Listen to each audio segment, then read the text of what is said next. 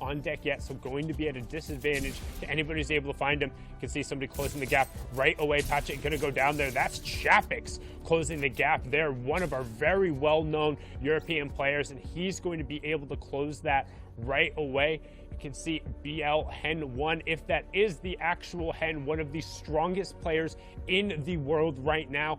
Become Legends player, has been dominant since his Cash Cup victory on his birthday and looking to continue it here in the Super Cup.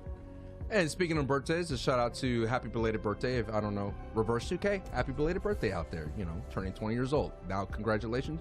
You are a boomer in the Fortnite world. And I mean, we've talked about just different ways to compete, and I always go back to the fall skirmish of old and how there was a bunch of different type of like competitions and mini games, but so many different competitive players got their start from there. Use the example of the World Cup runner-up Rojo 11, aka Smash Dave, now who we saw win that wild card match. Ended up just pushing through and getting kind of in that submission. But right now, back to matters at hand. Chapix just gets bonked by Synox, utilizing the group Bramble Shield to close the gap there. Then the legendary pump doing what it does best, hitting some huge shots. Now it's going to all be on Hen to 1v2, and we've talked about just how good Become Legends youngster has been, but can Synox put him on a poster early? And he does. And we talk about getting those moments, getting your name out there. Synox, you effectively just 1v2'd two of the strongest players in Europe. Very well done there.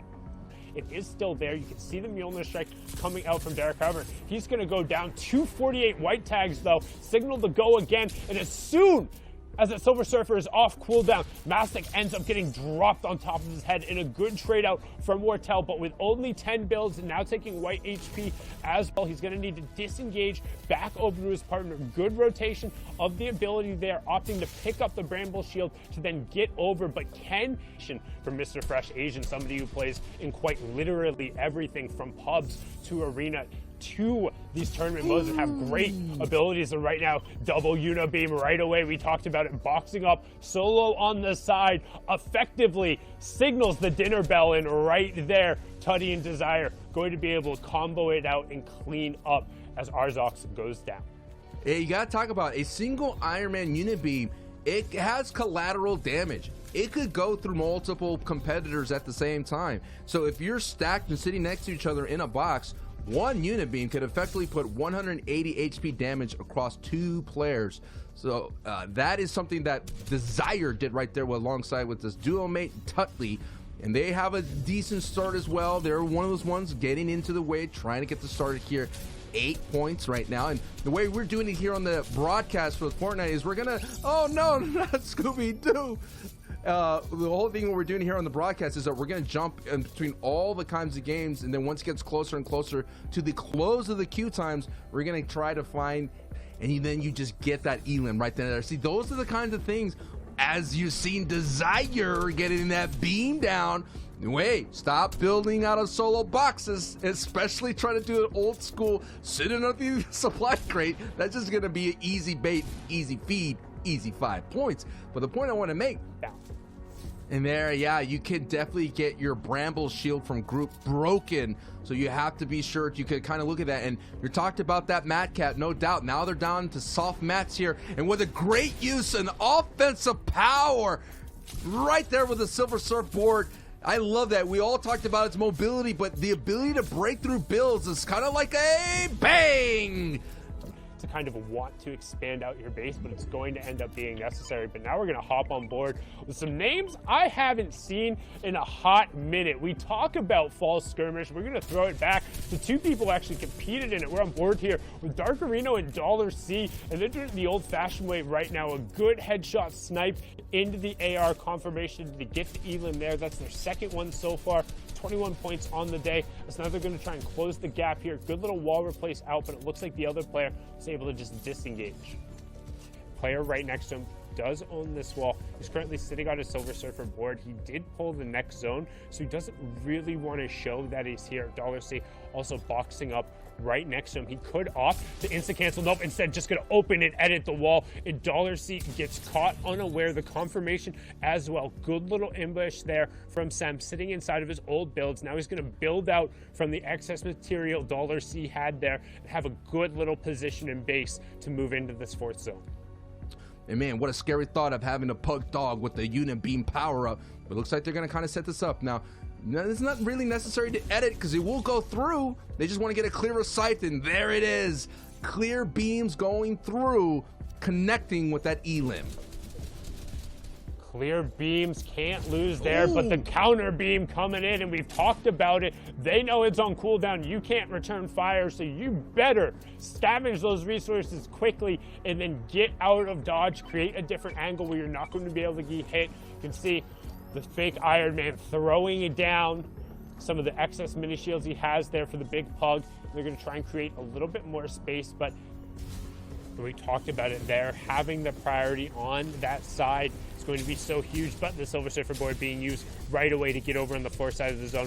4 eliminations, trying to make it 5 as the Bramble Shield will finally get broken there. Not going to give Iron Man the respite he needed. Groot letting down Tony Stark when he needed it the most. The suit gonna fail there. The mock, whatever, not good enough on the crash test dummy. He does his job going down, queuing right back on up, and now you can see Darko Reno trying to do whatever he can. We saw Dollar C go down early. Here was who he went down to. Sem 46 still has priority position, so we saw in our first match a brilliant solo effort to clutch it up. Can Sem repeat and just show how much EU is really the land of the solo player? As right now you can see trying to line up towards Minister right on the edge, and Yochai not gonna dodge it, going down just like the Yoheim there. Brilliantly done as Jamie now on the low ground trying to get some kind of pressure towards the outside. Hey, and that is a free elim essentially, you know, not having to use any kind of resources. Now your Thor's hammer's on the cooldown. Knowing the range of the Thor's hammer was just able to really get that cleanly, and there it is, Tan going in with the unit beam, and now you're seeing the elims going popping off left and right. The zone is going to pull back up northwest here. It's going to go down into the river, so all our competitors who are kind of jockeying for that high ground on the mountain, now they're all of a sudden they have a really strong, like a dangerous rotation to make here. But Tan in here and sitting in the front zone priority, doing the old school way of getting in boxes, using their arsenal of laying down those beams and getting the elims. But I like that they have zone priority. Now the question is, if they catch someone going up for height, hey, unit beam, that is where that's a great thing. You can break down builds and get that fall damage, because even though you have these Marvel powers, you're not completely a Marvel superhero. You are susceptible to gravity. Yeah, you need to be careful in that regard unless you have one of those powers to bail you out. And we saw there the big pug finally got put on his leash. He was on a little bit of rampage on the low ground, but 12 duos remaining, 19 players left. Don't forget, once we're into the top 25, each duo eliminated is 1 point. Each elimination is worth 5, as Nike watches somebody meet their maker directly below him as he does the Silver Surfer rotation, proving he has a little bit of the better Surfer powers there. As he's just going to box up, still has a third of his available builds, trying to find an angle. Good AR spray towards the backside of the zone as he's already safe. He's going to find a big knock there onto Abu YouTube, but the Unibeam comes through, as well as I believe there was a Mjolnir strike to break out the builds. He's going to be forced through. That was half of his remaining builds. Instead, going to Shockwave towards the opposite side. Siphon comes through from his knock. That's his 4th elimination in a nice little brief bit of respite there for Nike Lime, as we're going to pan out towards the side and catch the rest of this end game.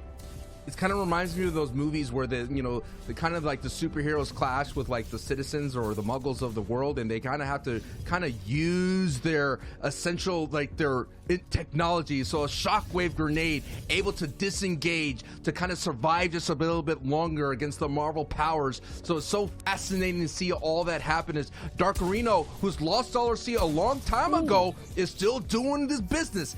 56 points of 69 points, looking really solid right now, and the ability to pick up a unit beam. We talked about it, Sundown, in the FNCS Trio competitive. You are going to have to rack up points where you have no business racking up points, but Darkino could pull a thing and get that solo clutch victory royale. And Darko Reno again pulled priority zone 3 times in a row there, utilizing the shockwave towards the end and now getting ahead of it. can see still one duo remaining up on the high ground, but making sure he's covering his points. And now it's a straight up 1v2, and he says, well, to the skies we go. Silver Surfer board up, not gonna find it. Unibeam straight up knocking him down. He's going at him. He's saying, are you sure you guys are the two? Because I want this. Shockwave up on the high ground as well, utilizing the hip fire spray. Finds a couple tags, 50 as well as a 30 white. Side goes down. Dark Arena. Excuse me? Okay. What? But this is going to give us an overall picture. Janice, Reason. Very familiar names, gentlemen. They're sitting at the top right now. They've got a Victory Royale, 33 eliminations, and 2. It's still a Battle Royale tournament, and these guys have plenty of experience as we flip on over to the next page.